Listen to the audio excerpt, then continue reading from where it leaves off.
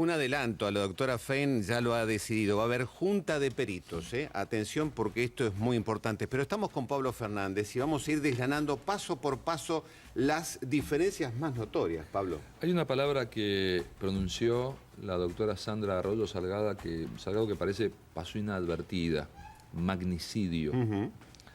El volumen, cuando se habla de un magnicidio, es mucho mayor, porque están hablando de una figura de la nación.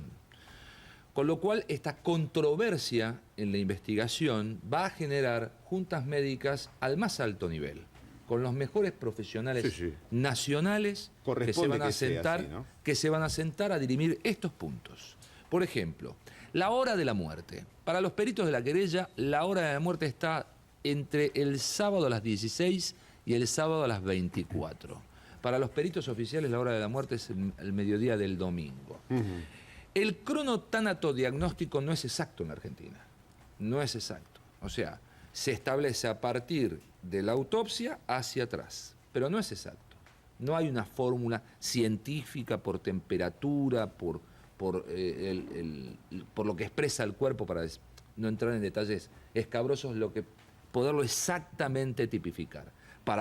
Ya lo vemos, para unos es un tiempo, para otros otro tiempo. Otro tiempo. Una diferencia que además compromete o podría llegar a comprometer de quedar esta instancia que plantea Arroyo Salgado mucho más a Lagomarsino, porque estaría coincidiendo con el horario en que estuvo con el fiscal.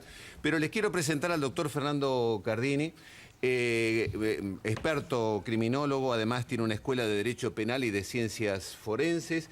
Y Fernando, la pregunta que te hacemos es sobre este punto. ¿Cómo puede haber diferencias tan marcadas entre 6 peritos que son brillantes? Los 3 de la querella y los 3 que puso la fiscal Fein. Bueno, coincido en que realmente son brillantes y coincido que puede haber diferencias, como decía muy bien él, puede haber algunas diferencias porque las fórmulas que se utilizan son fórmulas establecidas por trabajos científicos previos, donde hay varios métodos para el cronotanato diagnóstico, o sea, para el tiempo de muerte. Cronotiempo, tanato, muerte, diagnóstico, cuándo se murió. Y esto se determina a partir del momento, justamente en la autopsia, se toman muestras, pero también se pueden tomar muestras en el momento del hecho, cuando uno llega a la escena del crimen, donde toman la temperatura del cuerpo. Entonces, hay un método que es la temperatura del cuerpo. Ahí no estuvieron los 3 peritos de Arroyo Salgado, en el momento en que estaba el cuerpo. Los peritos de Arroyo Salgado están haciendo es analizando lo que ya se hizo, las pericias oficiales. Sí, los videos los videos, las fotografías y todo lo que los informes, digamos, de la escena del crimen. Ahí hay alguien que observó, que escribió, que llegó un médico forense que tomó temperatura, tiene que haber la imagen forense que toma fotos, y todo eso va armando. ¿Puede existir esa diferencia? Puede ser, pero el tema es, cuando se termina, por ejemplo, el humor vítreo, el humor vítreo en general es mucho más preciso que la temperatura del cuerpo, llega hasta 80 horas a poder determinarlo, pero cuanto más tiempo pasa, más el error comienza a aparecer. ¿Cómo se mide? Se mide en el humor vítreo, se mide el potasio, la cantidad de potasio que se va degradando, que va, digamos, aumentando a partir del momento de la muerte. Correcto. ¿Sí? Vamos a seguir. Y hay una fórmula. Vamos a seguir hablando. Porque vamos a este segundo punto de discrepancia. Pablo, ¿se movió o no se movió el cuerpo? Bueno, a ver, la duda está entre las 10:30 de la noche y la 1:30 de la mañana, que es lo que planteó la fiscal Fein. Pero según los peritos de la querella, respecto de la ubicación del cuerpo, el cuerpo fue movido. Y para los peritos oficiales, el cuerpo estaba trabando la puerta del baño.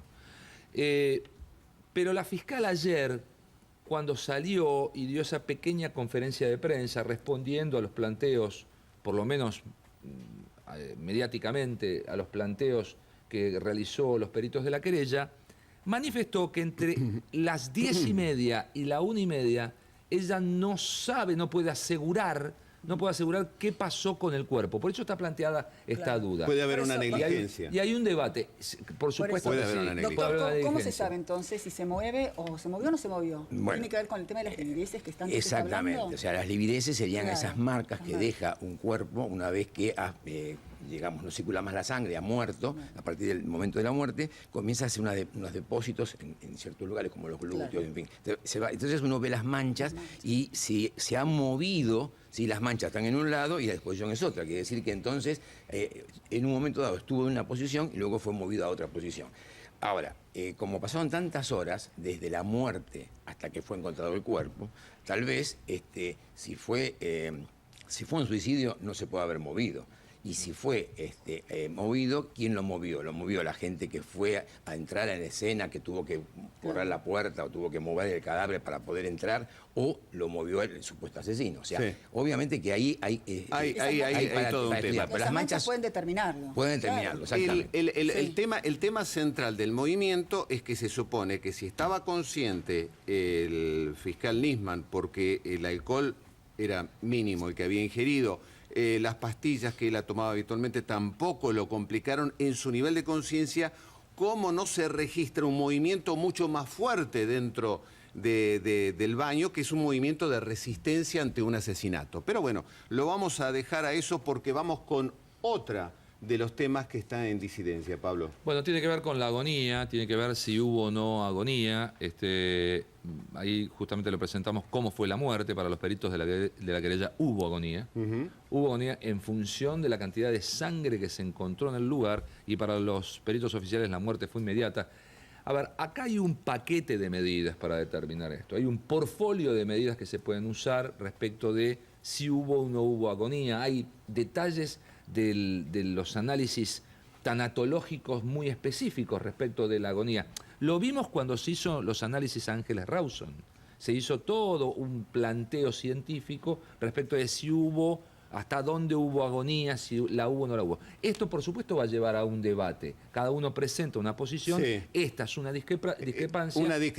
Una discrepancia que además puede estar justificada. Para el caso, se lo pregunto al doctor Fernando Cardini, para el caso de los peritos que hacen la autopsia, ¿podría estar justificado porque le llevan un cadáver donde solamente ellos no ven la sangre que hay en el piso, ellos solamente ven la sangre que puede haber en el cuerpo, y entonces, ¿por eso la diferencia? Exactamente. O sea, si no podemos reconstruir esas 3 horas con fotografías adecuadas, con una observación hecha por los que vivieron en la escena del crimen, los peritos que reciben el cuerpo en morgue van a hacer la determinación sobre el cuerpo, ¿sí? Nada más. Entonces, si el orificio de entrada fue muy pequeño, ¿sí? Y la muerte no fue si fuese inmediata, o sea, si el disparo produjo la muerte inmediatamente, prácticamente ya no hay circulación de sangre y no derrama sangre. Sí. ¿Sí? Ahora vayamos si por tuvo unos 10 minutos o 15 minutos, hay un derrame que se va a ver en el piso. Exacto. Fernando, de todas maneras, primero tocamos el tema de la hora.